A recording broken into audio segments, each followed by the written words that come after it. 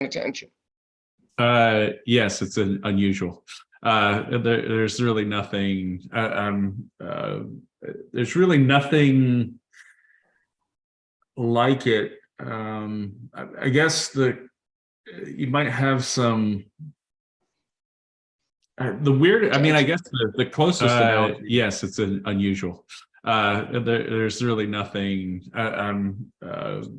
There's really nothing like it. I guess you might have some. Why is my audio playing twice? The weird. I mean, I guess I don't know, the closest. you have a yes, quizzical it's look. unusual. You kind of look like Tucker Carlson, There's Professor. really nothing. Yeah, I'm not sure what. There's really nothing like it. I don't know whether I should start talking or not. Something's happening. Okay, let me start over. Totally. Okay, and let me just step in. I tried to go live on YouTube. It was an experiment, and it went a little funky, so I backed out of going live on YouTube. So that's okay. Thank you. Well, at least we know it wasn't deep state. So that was nice to tell us what's going on, Tony. I think actually it gave me more time to think about this. Probably one of the weirder times where you could say something was kind of this weird would be either when Andrew Johnson was running for president in his own right, and he had almost been impeached and tried to manipulate Ulysses S. Grant into kind of supporting the thing that eventually led to his impeachment, and then of course Grant ends up winning the presidency. So that was something that was a little weird. The other thing that might be a little weird in that regard would be the 1912 election, where you have Theodore Roosevelt running against his vice president, who was also the president, William Howard Taft. But nothing.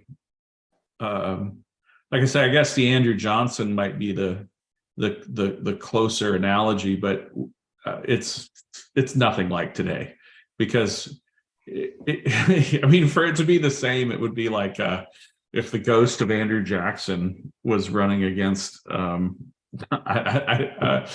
Andrew Johnson, and I just there's nothing like what's happening this year. I mean, I saw something the other day where since the 1990s, basically at post George W. Bush, other than Obama, every candidate for office was born in the 1940s, which is pretty weird. And it gets even weirder when you remember the fact that we're in the 2023 right now, and these people were all born in the 1940s. That if Biden wins office, I think he'll be something like 86 when he leaves. I mean, an almost 90-year-old, and it's just incredibly bizarre. So you are correct in your assessment that this is a weird time. Well, I think it's kind of neat for a student, citizen student, to kind of think through that all three branches of government are right involved in this. I mean, it didn't go to the Supreme Court, but it went to an appellate court. And the day after, I don't even know how that works. Maybe you do. The day after the appellate court ordered that Pence can testify, Jack Smith, I think he said, I think it's the guy, the special prosecutor or whatever he's called, had him in 8 hours, 6 hours of testimony the next day. I mean, what do you do? Call him up and go, "Hey, Mike, can you come on down?" I mean, didn't he have a lunch meeting or something? I mean, he's running for president. I mean, and so you got all three branches of government in one day and two presidential candidates again. To me, it seems stunning to me. Am I? Yeah, but also remember that every presidential election in its own way it's always historic. It's always different than the last one.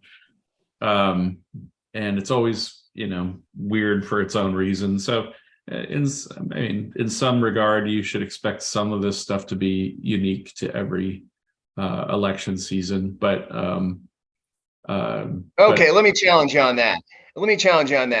What are the six, say, out of how many presidential contests we've had? What are the six ones that no one has ever studied? It wasn't in high school. You don't teach it. I mean, the answer is there's a ton of boring presidential elections that just don't make the cut. I mean, we can talk about Lincoln and Washington and FDR and Kennedy and Clinton, I guess. I mean, in our era, we think it's unique because we've been alive and we remember some oddity. But there's a lot of elections that really weren't that interesting. I know there were an election, but there was no history.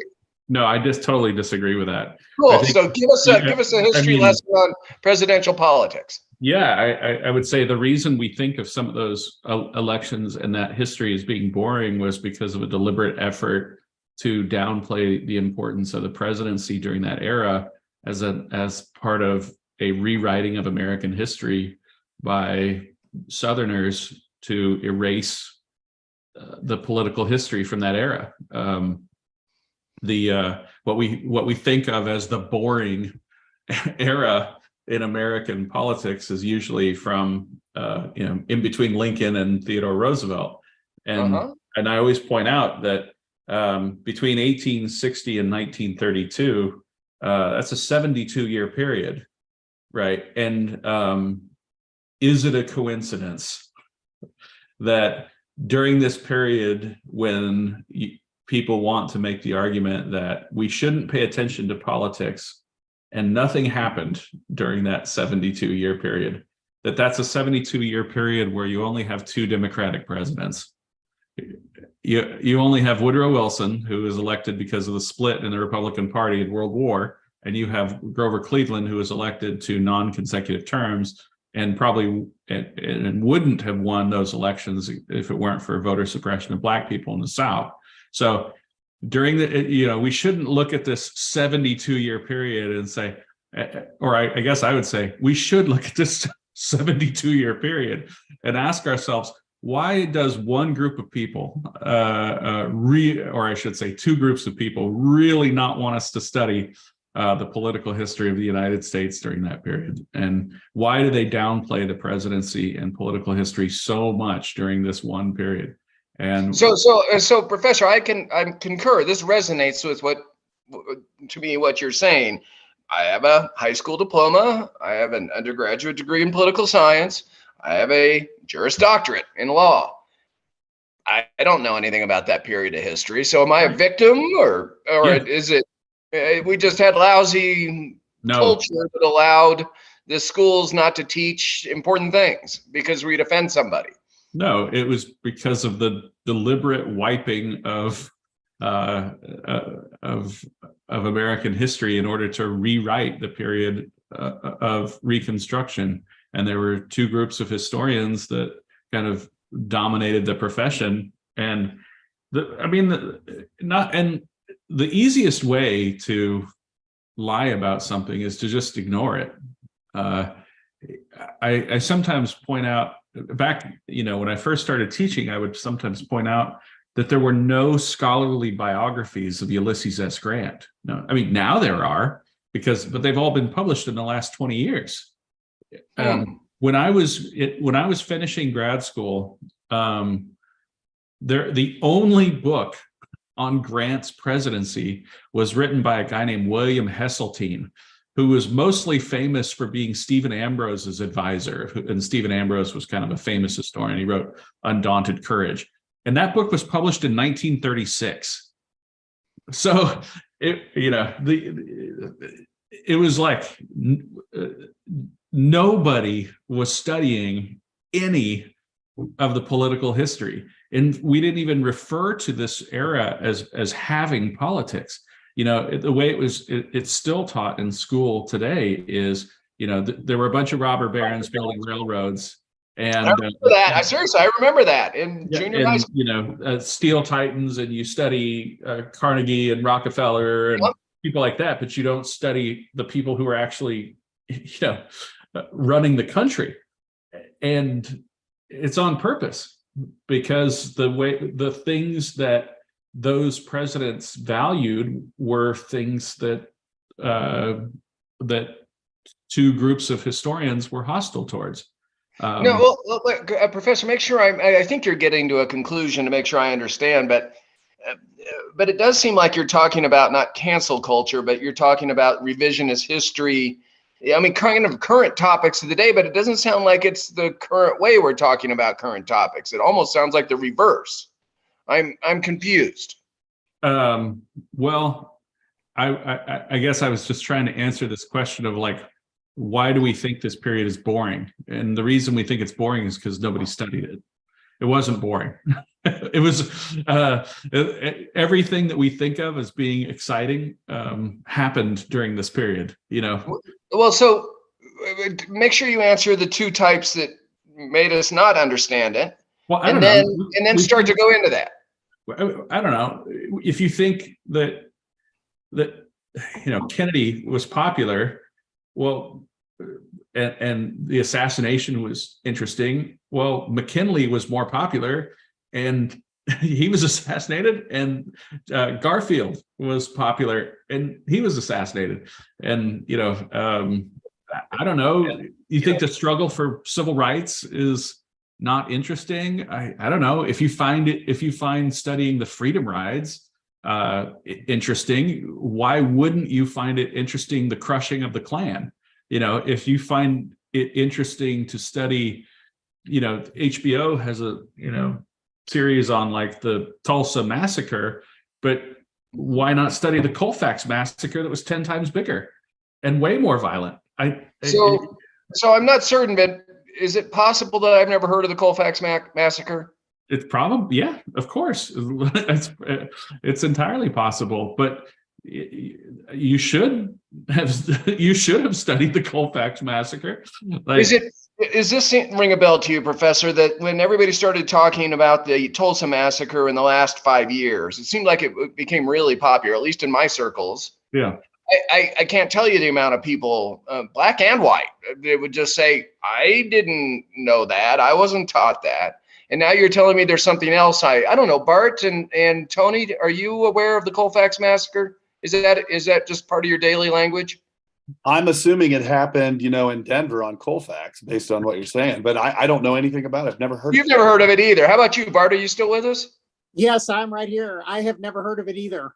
Yeah. So, Professor, talk to me. What I'm actually now confused because I thought we would talk about the campaigns of Lincoln and Washington and FDR.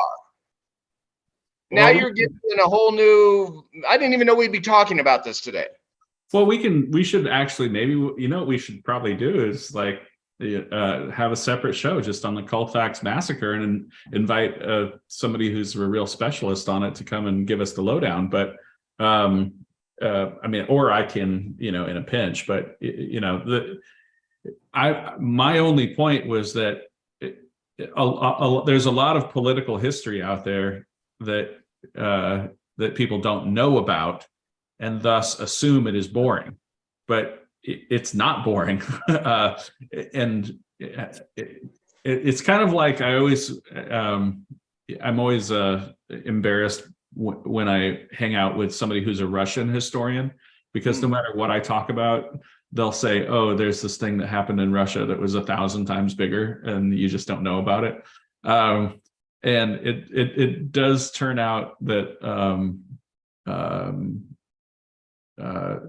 there are these events that took place during what we call the Gilded Age or Progressive Era that simply are wiped from our collective memory. And it's interesting, Anthony just put into the comment, to the victor goes the spoils, not in this case, which is, I think is a good reminder that like elite institutions have an outsized importance when it comes to the creation of our kind of national memory, because you're talking about, you would say like, well, the Republican Party in the late 19th century was never more powerful than it was then. And you wouldn't even say they didn't have money. They had more money and more powerful rich people than at any other time. So, and they had just won the Civil War.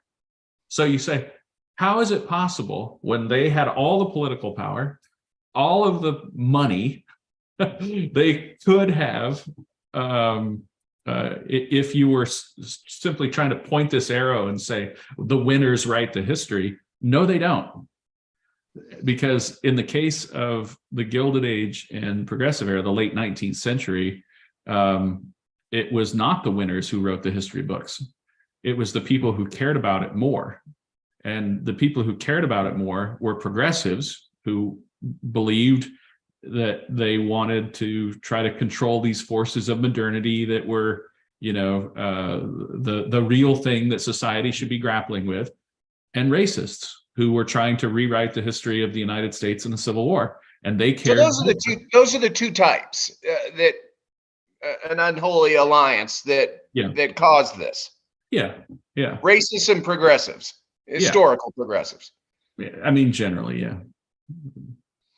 So but anyway, we can get back to presidential politics. We're really far afield from. Yeah, but I'm just really kind of surprised that the more you know, the more you don't know. How's that for a quote? And so if it wasn't for these series of conversations, I guess I shouldn't be surprised that I don't know a ton anymore. Well, I just like when you say Rutherford B. Hayes, what's the only thing you know about Rutherford B. Hayes? Well, in that instance, besides he has a beard, nothing. Yeah, well, I always say the bearded presidents. That's how you can tell who the Democrats were. They were the only two who didn't have beards.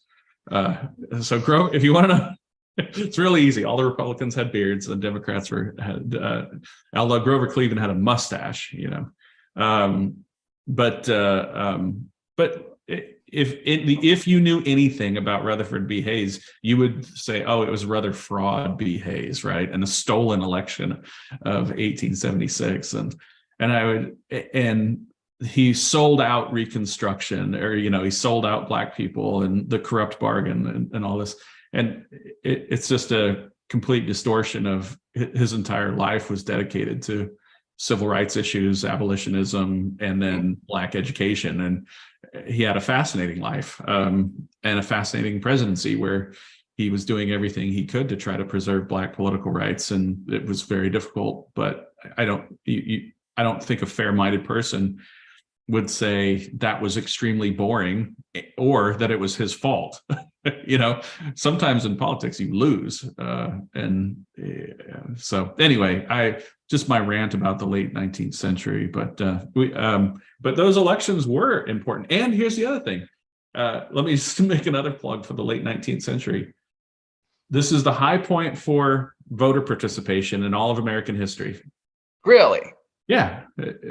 But still they had horses and stuff. How would you vote when you can't get to the polling place? Didn't they have to work? Didn't they have to farm or work? Or didn't they have to raise children? Or, well, I guess raising children is a different issue. But so the presidents who were winning elections in the late 19th century were the most popular politicians in American history because they were winning more votes when more people were voting than at any other time. And by that metric, you would say like William McKinley might be the most popular president in American history. Maybe. Huh. I don't even know where to go on this now. Yeah, honest. Sorry.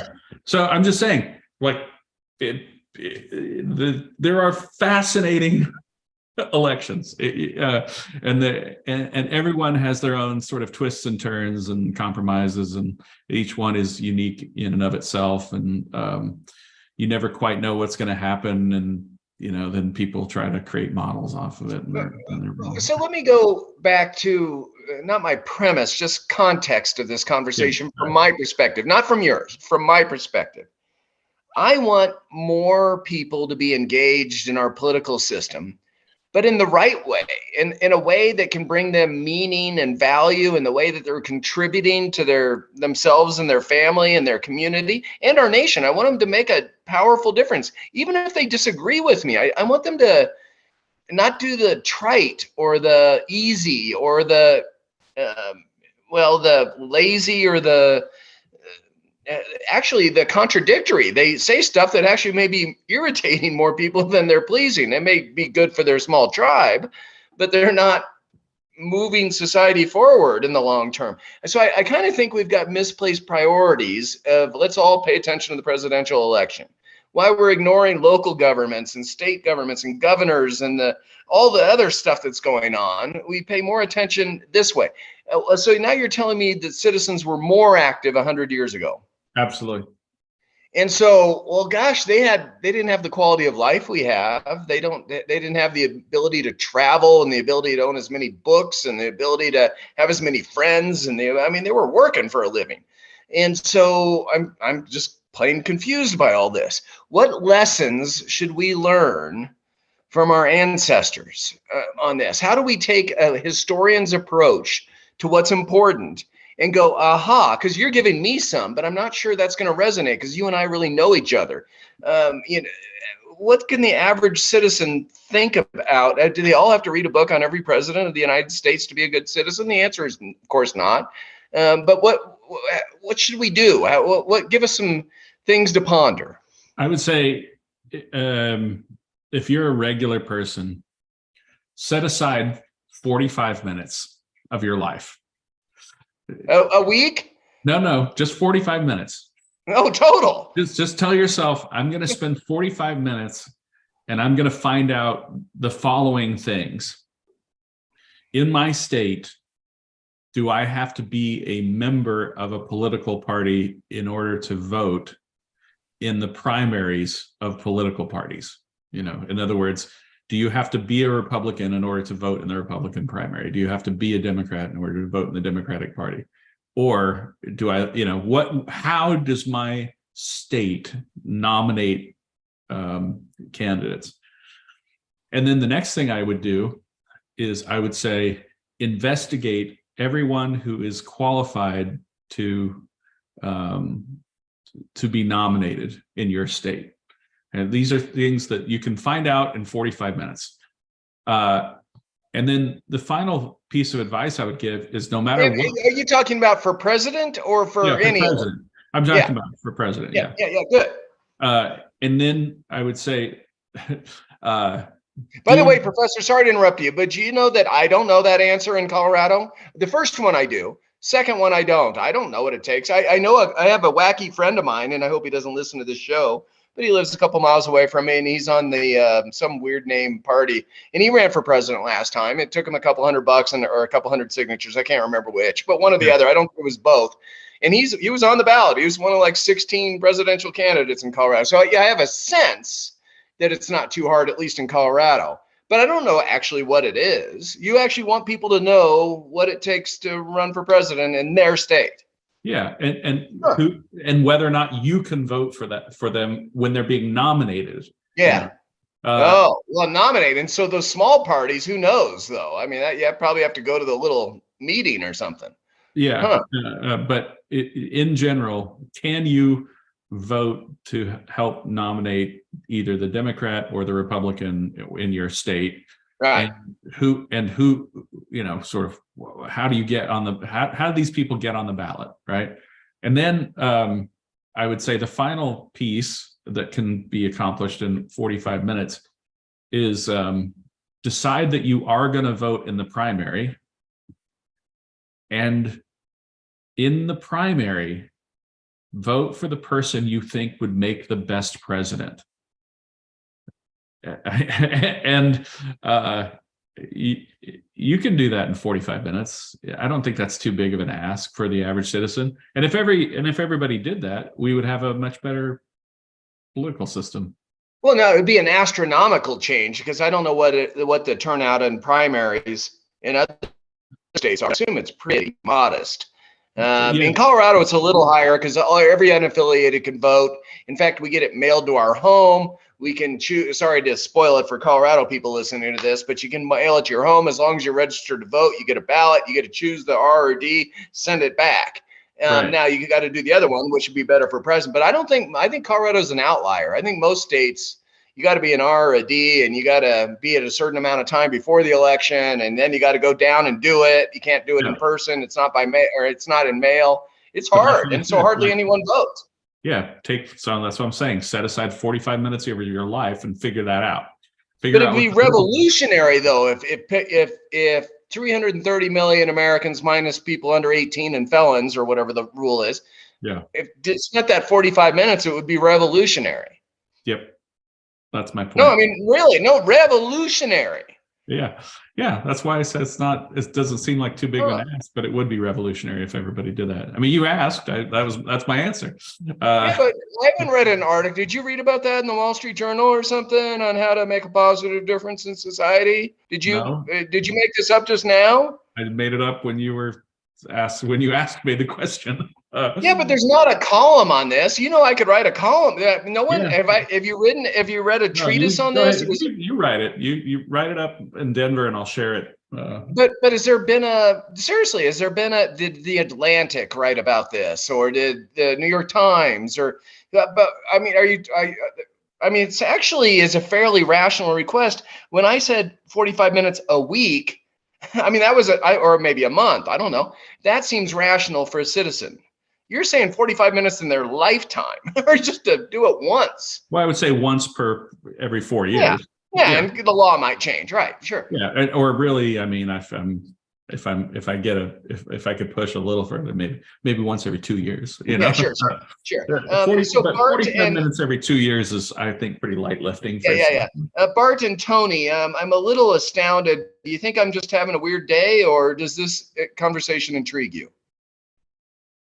I'm always intrigued by a conversation, but yes, this intrigues me because it's pretty simplistic stuff, but I didn't know a lot of the answers to what you're talking about and what's going on until I started doing it myself. Like I went to, I experienced how we nominated, say, a president. We all got in our caucus and did it. And I was like, oh, that's how that happens? Wow, that's amazing. That was easy and simple and weird, And then, I volunteered to run the polls so that I could see how did people sign up and everything. And then last election, I was the ballot police. So I was picking up ballot boxes and taking them back to, the election. And I was like, wow, this is the process, right here. So. And by the way, this is full disclosure because we don't talk about this much.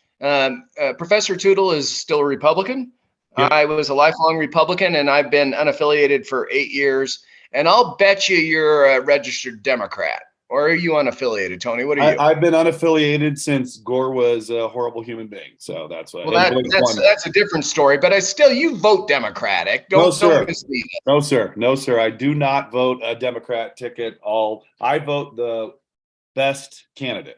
And on occasion, you sure seem like a liberal to me. I know. I thought I was a liberal until I came and hung out with you guys. I'm like, well, now all we need is another couple 100 million to listen to our conversations. Yeah. All right. Sorry to do a side thing, Professor. Do you have any, or Bart? Do you want to weigh in on? I was going to say, what's Bart? I don't know what Bart's politics are. I'm not sure I do either. Bart, are you still with us? You don't have to. Yes, I'm right here.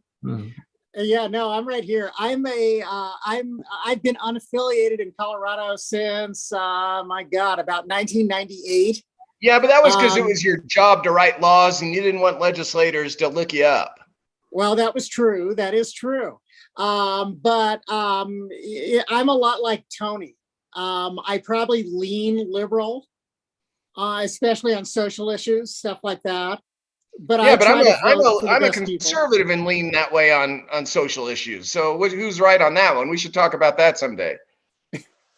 Probably another podcast. I just want to say I think Bart's right. That's what I want to say. Yeah. But one of the things that has happened in a lot of places in the country is that as people are abandoning, it's kind of similar. There's something also that tends to happen in religion, which is that as moderates flee, you get this self-reinforcing echo chamber existence where it actually then becomes more radicalized, which then causes more people to flee. And then you have, in essence, only the hardcore radicals choosing the nominees, and because of the difficulty of getting ballot access and how it is usually restricted to the two major parties, it means that we're getting less and less qualified presidents who are, in essence, more and more unacceptable to the vast majority of Americans. I Well, think no, so I want to push back on that, and then we'll go back to history. He's not my stripe of politician, but Mike Pence is a respectable, thoughtful, I'd say moral, competent guy. He's not my stripe at all. I would never vote for him, but still, I think he's credible. I Yeah. think he's representative of a mass swath of American society. Agree or disagree? agree. Cool. Same with Hold on, just a second. All right, so you're talking about Pence, the guy who won't be alone with a woman, represents most of. yeah, but and boy, that's the whole. Come on, dude, what the hell? That is okay. That is a whole show unto itself, and it's politically incorrect to agree with him. But I'm telling you, there is some. I'm just, let me limit my. Thank you. He's on the spectrum of normal. Yeah, he's on You the know, spectrum like, of moral. He is not an abnormal radical politician. He exists on the spectrum of what we would consider like normal politics. Thank you. And by the way, Tony, including your dig against him. When I first heard that, I thought that was loony bin. And in today's society, I think that's actually probably pretty rational. I can tell you as a professor, the first thing they tell you when you start graduate school is never be alone with a female student. Like it's literally like, I mean, and in today's world, professor, I'm not sure it matters. I'm not sure you should ever be alone. I think and I can tell you that, from the time I taught my first class in the fall of 1998, I've never been alone with a student. So, okay, thank you. A student, not just a female student. You should never touch a student. I've never touched it. The only time I ever have touched a student would be when often when they're during their graduation, when their parents are taking a picture, I will sometimes do that, but that's it. So Tony, we just beat the heck out of you there. I know this is a conversation on presidential politics. We just beat the heck out of you. Do you take your comment back? Absolutely not, dude. The guy is a whack. He is. There's an aspect of his personality, right, that is a field of what I would think normal average Americans are. But you just haven't hung around with a bunch of rural average Americans. He did a really good long form interview last week with the Dispatch, and I have to say that I missed that. It's a good one. You ought to listen to it. Well, and what I enjoyed about it is that a lot of politicians have such canned responses for everything that you almost have to talk to them for more than 25 minutes before they start sounding like a normal person. Yeah, so, that makes sense. I mean, so that's why, like, even this interview with him, like I would say, skip the first 20 minutes because you're going to hear him sound like he always sounds. But it's when they start really digging in towards the last, 2/3 of the interview where you say like, oh, this is who Mike Pence is, right? Oh, I got to listen to it. So thank you for that. You're sort of like, oh, this is the guy I've heard people describe, and why they say he is this way and stuff. Because I know, boy, this is my most convoluted interview I've had. So we have spoken.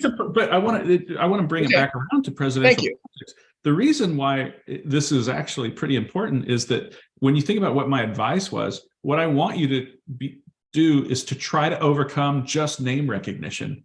Yeah, excellent. And try to get to that sort of next level. And I can tell you, most people wouldn't even think of voting for Mike Pence. They're like, oh, he's going to lose to Trump anyway. And I've heard of Trump, and I don't know Pence, this, whatever. And like get to the point where you actually listen to a long form interview, so that you can get beyond the sort of canned responses that they give. Because one of the reasons why I think people like Bernie Sanders and Donald Trump is because they are unscripted, and there is an authenticity to both figures. A lot of truth to that. Because we're so used to and turned off by, essentially the politicians as bad actors who repeat themselves. Yeah, horrible. They are really bad actors, true. And that's one of the reasons why. I was just going to say, like, there are certain politicians who, under a little more scrutiny, you don't come to you don't think to yourself, oh, these people are amazing and I agree with them 100%. But you do come to understand, you understand their flaws, and you can start ranking their kind of, well, this person's a wacko, but that's probably more of a trade-off than a flaw, because that's the other thing. A lot of personality, what I would say are flaws, are not necessarily flaws in when we're hiring. The example of this I sometimes give is like Curtis LeMay was a lunatic, and there's no way that Curtis LeMay should have ever been president of the United States. But the question is, how do you create the all-jet Air Force? And in the 1950s and 60s, the guy was a genius. You're like, but just because he's good at creating an Air Force doesn't mean you should make him president, right? Or even the moral dilemma whether he was the right type of human being. Yeah, exactly. I want to retract only one thing. I said Pence was a whack. He's not, and actually earned a level of respect from me on January 6th. Sure. The way that he handled that, I thought was admirable, and it made me think maybe he is potentially a good president. And probably still handling it, by the way, even though I think he should have just come clean in an authentic book. But the way he did it, protecting the checks and balances and the authority of each branch of government. And then the day after, he didn't appeal to the U.S. Supreme Court. He could have, but now he just went and testified. So maybe, I don't know, maybe he's right.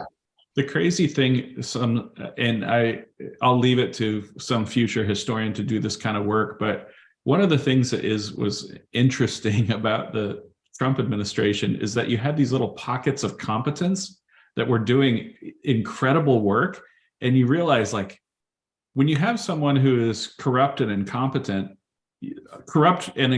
people will take advantage of that system, but so will honest and competent people, because they'll say, oh, President Trump does not care about this at all. Let's use this as an opportunity to actually do some good work, because he is not paying attention to what we're doing here.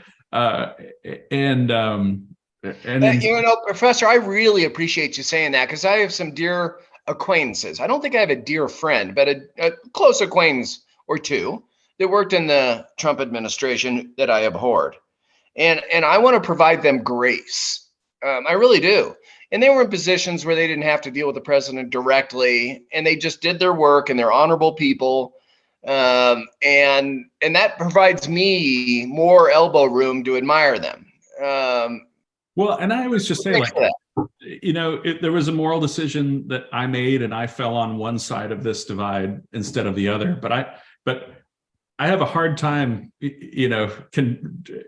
working up a hatred when it was a coin flip for me, and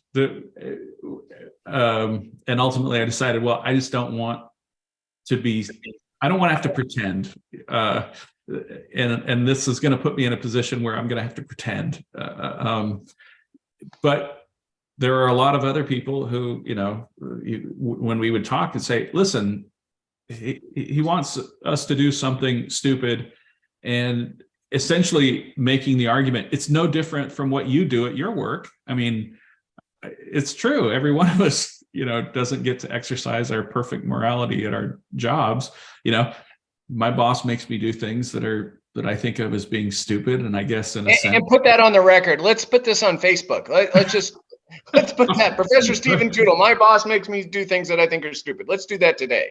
Well, I'm going to attend. I'll give you a concrete example. Right after this is over, my next meeting is a department meeting where I'm going to have to. We're going to sit there and pretend like we're interested in how to achieve technical compliance with this set of rules, and that no one really cares about. And we're all going to just pretend that this is important and good, and that it has something to do with education. And if you were to ask me honestly, does this have anything? And I was just say, no, this is a giant waste of time. It's a Let's make sure tenure laws in California are secure, because those I moved to strike the last 2 minutes. Yeah, but No. I think if you hooked every single person in that room up to a lie detector and you asked them, do you actually think that what we're doing here today in any way contributes to student learning? And every single person would say no. Okay, Professor, now I'm going to interrupt you again. Yeah, sorry. I am confident now that you agree that I'm a lousy facilitator on the history of presidential campaigns, where the last 5 or 10 minutes have been. Yeah, agree or disagree? You want me to bring it back? You want me to start going through some? No, I want you to do something. I think this is important for potential listeners. I would like you to provide some grace, because you did a lot for Mike Pence. I'd like you to provide, and you might gulp at this. I'm gonna watch your nonverbals in this. And for people on Spotify, you can also see this on YouTube. I want you to provide some grace for Joe Biden. I want you to talk. I mean, we talked about whether Mike Pence is a legitimate presidential candidate. I'd like you to provide some grace to Joe Biden. Okay. What do you want to hear? What's good about him? Anything you'd like. Oh, there are a lot of good things about Joe Biden. I think he's generally a decent person and patriotic. I would say he is bad in a normal and conventional democratic way. That even when I vehemently disagree with his outlook and his way of doing things, I think he's often sincere, and often when he does things that are hypocritical or insincere, I think even then he's probably just because, he's I don't know, a little bit delusional and willing to overlook some of his own biases. I would say that his foreign policy, like one of the best things that he has done is that even though his foreign policy decisions have in many cases been incorrect, they were at least coherent. Meaning that at least they're trying to have a coherent foreign policy for the United States of America.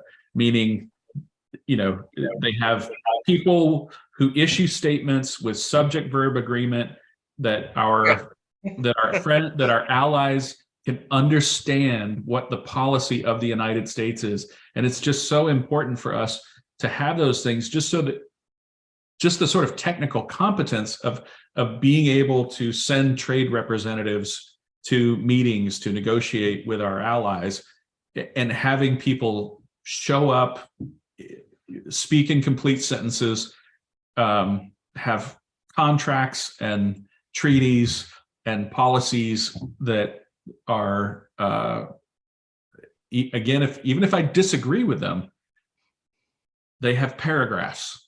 But you're not just talking, I know you're saying grammar and sentence structure, but you're talking about something deeper. I mean, it is the power of the United States is maybe not just supreme anymore, but it is sure as heck influential. What the United States says is important.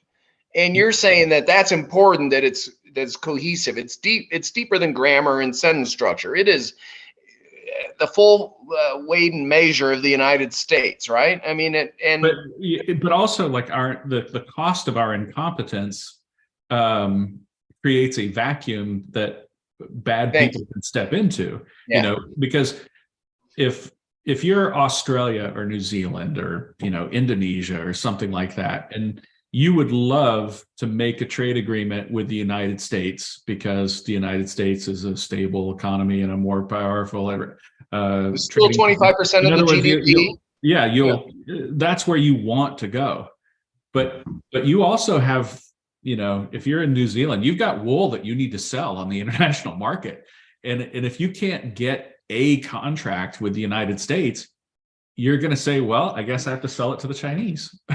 And you just, because ultimately, like you're just like, our farmers have to get rid of their wool, there'll be more next year. Our dairy cows, that milk's got to go somewhere, and if you're, if you're from Chile and you've got some grapes you need to get rid of, like if the United States just can't even sign the agreement or show up to the meeting, or you can't figure out what the United States is even doing, then other countries that don't have our best interests at heart, to say the least, will always step into that power vacuum created by incoherence and incompetence.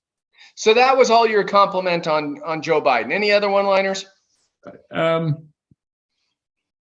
I mean, I guess it's hard for me because my list of things that are bad is pretty long. But I know. That's why I'm putting it on the spot. But I think the biggest and most important thing that Joe Biden did as president is that he acted at least as normal as, and maybe even more normal than President Obama, but he was somewhere on the Obama scale of normal. Right. But you're saying that not a kind of a slight dig, but mostly it's an authentic compliment. Well, I mean, there are these just high profile examples of times when I think Obama and Biden did things that were as bad as Trump.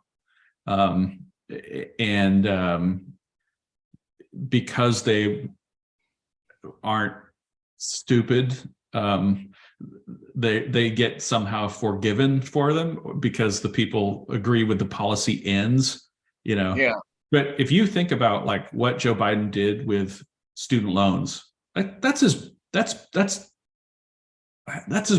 as almost anything Trump did. Yeah. I mean, Congress could do it. Congress could do what they want to do, but the president can't unilaterally do that. Yeah, and I don't know, this is a kind of underreported story, but what they're trying to do now with home mortgages is just such an abuse of executive power, and it's a terrible idea. Like he's acting like a dictator, and it's just horrible policy, right? Yeah. Okay. So we're anyway. Sorry. We're on the same page. I do have a motion on the floor that should be recognized that this is the single-handed worst interviewee me that we've had in over 58 shows. So all in favor, please say aye. Okay. Seeing it was unanimous. Thank you. Okay. Cool. Professor, my fault for not answering the questions you asked. I know, yeah. Well, the authority of the chair. It's a constitutional republic, not a democracy. So, Professor, we have very limited minutes left, and this was great. I really appreciate you taking me into a realm that truly I've never thought of in my entire life. 60, 70, 80 years. I don't know what it was. I've never paid any attention to that. I just figured that the war was over, Civil War, and FDR came along and made things liberal. Seriously, that's, I don't know. I don't know what happened, but that's kind of what I learned in school. And that's what I figured. No one else is paying attention. I might as well keep moving on with my life and paying my mortgage. And, seriously, so this was really interesting to me. But will you do a high level now, just because we don't have any time, a high level approach of, the campaign for Washington was, President Washington was a big deal, or no, the next one was. I mean, if we were to read a book, no one will ever listen to the show and read a book. If they do, I'll pay $10 to every person that documents that to me somehow. It just won't happen. But if they do, and they want $10, they should read a book on the campaign of blank, blank, blank, blank, blank, and blank. You can take 3 to 5. What should we as citizens in 2000, in this century at least, I don't care if it's this year, but we should pay attention to a couple of the elections because it will give us insights on how to be a better citizen today. That's what I want to know. Was it the first election, Washington, or was it Lincoln?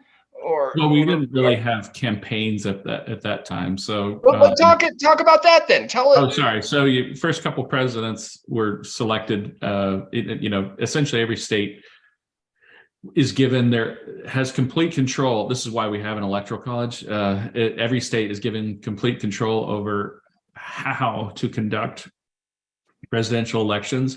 And will you say that again? Do average citizens know that? I don't know. Probably not. The average citizen doesn't know we have 3 branches of government. Just always keep that in mind, right? 2/3 of Americans don't know the 3 branches of government. So, Yeah, of course they don't know how the Electoral College functions. And we're but, not insulting them. We're encouraging them to spend some time. Yeah. But so the way the system is set up is so that to maintain the fact that the states run our presidential election system, the Electoral College exists so that it can so that each state can do whatever they want and then translate it into this common thing, electoral votes that are awarded to each state based on population with a minimum representation for small states of 3. So anyway, so in those first elections, most states didn't have procedures. They just for popular election, even of the president. So it was state legislatures who voted on their electoral votes. So George Washington was, what's that? So I have a lot of experience in this. Active citizens helping to support individual legislators probably had an undue influence on how that, I mean, the people that were the treasurer and the campaign manager and the husband and the spouse and I mean, people that were interested in that could tell their state legislator who they wanted for president. But it was a very small amount of people that helped advise that legislator. Well, and every state had their own, it still does have their own laws about who can vote and what the qualifications for voting are. And in most cases, it was property, but not in every case. So essentially what happened is in that first 20 or 30 years, eventually the property qualification starts to go away, and eventually most people can vote directly for who they would like to be president. And so the first, you mean most minus black and women, but sorry to be a jerk. Well, but you remember that's an expansion of the franchise, not a contraction, because black people and women could vote when it was property, but only if they own property. But right. allowing poor people to vote meant that what they did was they would then change voting laws to conform to what the majority of people were, which would be most heads of household at the time would have been male and white. So it became white male because that's who the majority of householders were. Whether they owned land or not. So it wasn't. You take umbrage at my jab at you, or do you? Well, I just always, people say this a lot without really thinking about it, because they think about this era as being a contraction of who could vote, but it was not. It was an extension of who could vote. Well, I concur with you on that. Yeah. But it does. This is the worst interview I've ever done. Sorry. If I was a woman or a black when I'm listening to you, and I'm not, so I'm just trying to have project empathy for the early years of the presidential, I would go, man, I don't have much or any ability to control my life, and as far as politics goes. I mean, it would have depended on what state you were in. Okay. I love that nuance, by the way. I love that nuance because I don't think enough attention has been paid to that. That becomes an important point later on when Southerners try to make the case, and the Dred Scott decision says that black people should have never been citizens. You say, well, that's absurd. They voted for the Constitution. So how can, anyway, that yet another reason why the Dred Scott decision was terrible. But if you have black people and women who could vote and did vote at the time that the United States was created, it meant that black people and women were citizens and recognized as citizens at the time of the creation of the country. So anyway, thank you. Yeah. Keep going. So the franchise is expanded so that the majority of people can vote for the first time, sort of 1830s, 1840s. And certainly by the time you have the 1850s, it's a popular election of the president almost everywhere, and usually male head of household. The campaigns of that time were what we would think of as being sort of proper campaigns, with one maybe potential exception, and that is that the candidates themselves didn't really run for office. Everything was done on their behalf. So you were expected to sort of not do anything, and other people would. I'm sorry, this is new to me. What does that mean? Well, it means that Ulysses S. Grant didn't run for president. He allowed other people to place his name in nomination and try to get him elected, but he didn't do anything. Ulysses didn't go on the train or by No. horseback. He didn't shake hands and kiss babies. No, it was, even seen as unseemly and weird when people did it. So one of the people to do this was Andrew Johnson. He was one of the first people to campaign for office, and everybody said, "Look, who is this lunatic? What's he doing? This is a dangerous thing." Well, so Professor, and admittedly, I've been an average student. In sixth grade, I was great, actually. I had 4 A's and 2 B's and good E for effort. But after sixth grade, I've been a lousy student. I have. And I'm old enough now where I can tell the truth. I'm not looking for your job or your approval or whatever. But in junior high school, college, and law school, I was a lousy student. So this shouldn't shock you, I guess, because I'm a lousy student. But I truly am shocked that presidential candidates into the era that you're talking about didn't campaign. I just thought they always campaigned. That's what you do in America. So I'm just ignorant, I guess. Yeah, I mean, it was, but you can't know something if you weren't taught, and your teachers can't teach it to you if they didn't know it either. And people just sort of assume that things in the past happened kind of like things happen now. If you don't know, if you never go back and study it, your brain just kind of fills in the blanks and says, so you're being kind to me, Bart. Yes. You wrote laws for the state of Colorado for 30 or 40 years. I don't know how old you are, but a long time, 30 years. Is this kind of news to you about how presidential campaigns went? Or no, you knew this? I knew what Professor Tootle is talking about right now.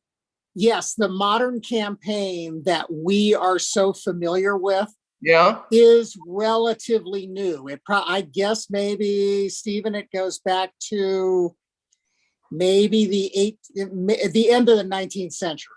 Yeah, sort of. I mean, you get sort of, most people would say like, well, by the time we get to the McKinley era, and then certainly Theodore Roosevelt is campaigning for, I remember that. And Woodrow Wilson certainly campaigned for office. So by 1912, you'd say it's definitely on, but it was an evolutionary process up to that point. Right. Let me, I have a quick suggestion of elections that are kind of analogous to the period of time. Well, they're not analogous, but they are elections that it's worth people today thinking about, okay?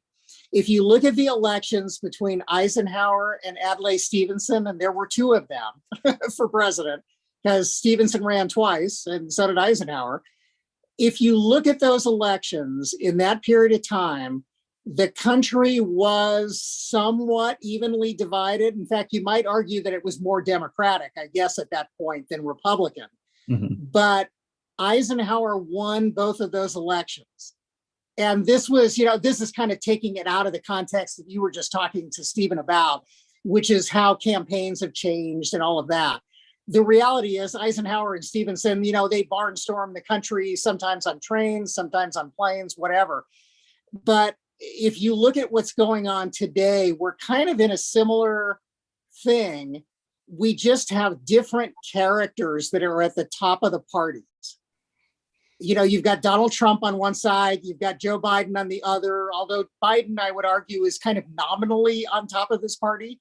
I think he's there because he's the president and no one's going to kick him out in his party. He may not be the nominee next year. We're going to have to see how this all plays out. I mean, Biden is older, blah, blah, blah. My belief is that in the end, Donald Trump is not going to be the nominee of the Republican Party next year. I think right now it appears that he will be, but a whole lot of stuff is going to happen between now and then. And I don't know, but we're in a period of time where I think looking at the elections in the 1950s might be a better comparison for people in the modern era. And I think this historical stuff is great. Because Stephen is right. If you look back at the 19th century, a lot of those presidents were really important. And they've been overlooked. And a lot of the campaigns, even from back then, in terms of the issues people were talking about, were really, really important. You had people talking about, child labor and prohibition. I mean, the equivalent issue today for abortion in the 21st century is prohibition during the 19th century. You actually had some pretty amazing presidents who were in favor of banning all alcohol. Well, that ended up being the dumbest decision we ever made. You know, when you think about it, it's like we did it and everybody went, holy crap, what is this? You know, we didn't realize we could never drink. You know, it's like that wasn't part of the equation. Well, yeah, it actually was. But I mean, if you look at some of these issues, yeah, I think there are parallels to the period of time we're in right now. What do you think, Professor? We're almost out of time. Sorry to interrupt you, Bart. That was a great ad. Okay. So, Professor, you got to take what Bart said and wrap us up for the day. Okay. I wish that the next election was like the 1952 and 1956 election. That would be fantastic, because one of the reasons why Eisenhower decided to run in 1952 was because he believed he had to save the Republican Party and two-party government in the United States, because he was so shocked that Truman managed to win in 48, being as incompetent and bombastic as he was. We remember him as kind of this, like, you know, give him hell Harry, and we think of it as being cute. But if you go back and read his speeches from 1948, it wasn't cute. He was calling his political opponents Nazis and saying that they were going to bring about, you know, fascism and all this. I mean, he was wild. And so Eisenhower really thought that Truman's policies in the Cold War were dangerous for the long-term safety of the United States, not because they were not doing enough to challenge the Soviets, because he thought it was going to bankrupt the United States to follow those bad policies with no financial limits. So we would have, you know, kind of that we were going to go bankrupt and turn the United States into a garrison state if we continue to have Democrats running national security policy. But the two people who were running for office, Stevenson and Eisenhower, I always thought it was, you know, Stevenson had a good sense of humor about himself and knew that he was going to lose. And he said, you know, all I have to do is convince the American people that they need to be saved from Mike Eisenhower. You know, that's all. You know, the most trusted man in America. I just have to convince Americans not to trust him, you know. So he knew he was going to lose. But I would also say that one of the things that is remarkable is that out of a sense of duty, out of a sense of responsibility to representative government, Eisenhower decided to run for president. And in many ways, he might have saved the republic. He might have given us another 50 years of America by making that decision. I hope that we have that kind of candidate. And I would also say that Adlai Stevenson did represent the center of the Democratic Party at the time and the best instincts of the Democratic Party. Again, I would have disagreed with a lot of the things he was advocating, but at the same time, you'd say he was a public-spirited, motivated individual, and in many ways was doing a really competent job of representing the vast majority of the American people. And what I've found frustrating about the last few election cycles, let's say since the sort of 2000s, is that we have candidates who do not represent the vast majority of Americans.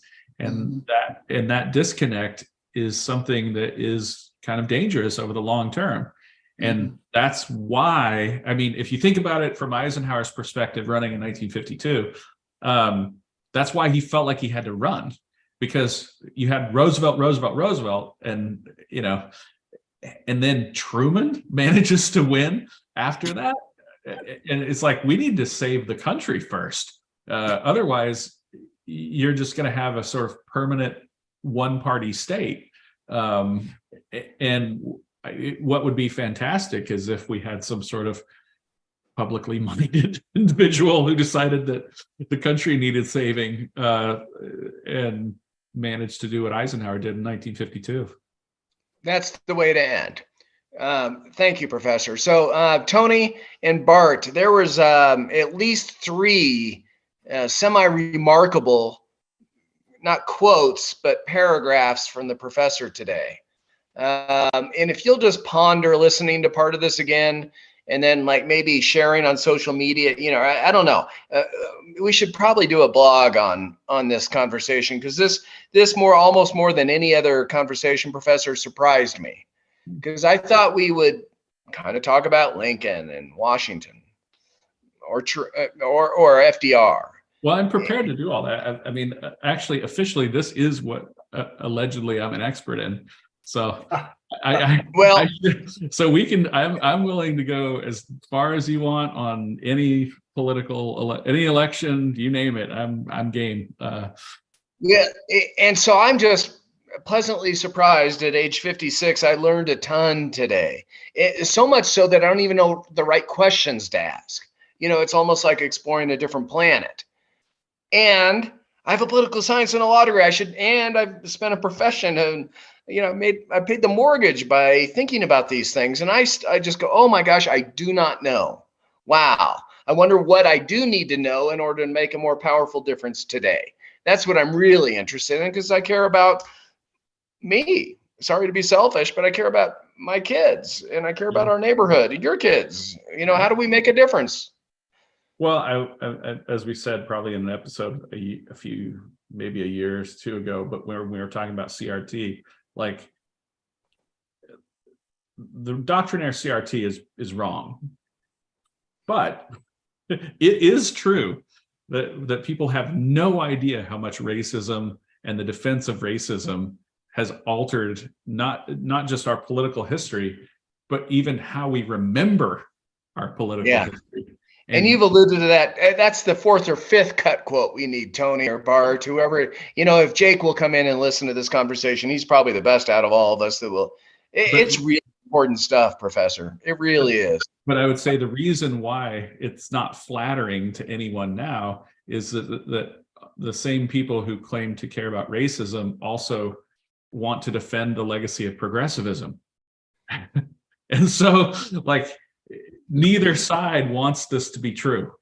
Yeah. Because it doesn't flatter the contemporary political needs of either of the two quote unquote sides.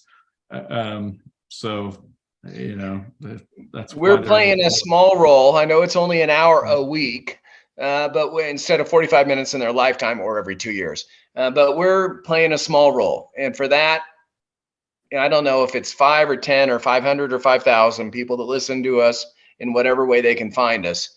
But the bottom line is we're doing our best to try to make a difference. Professor, thank you for that. And we'll see you next Friday, or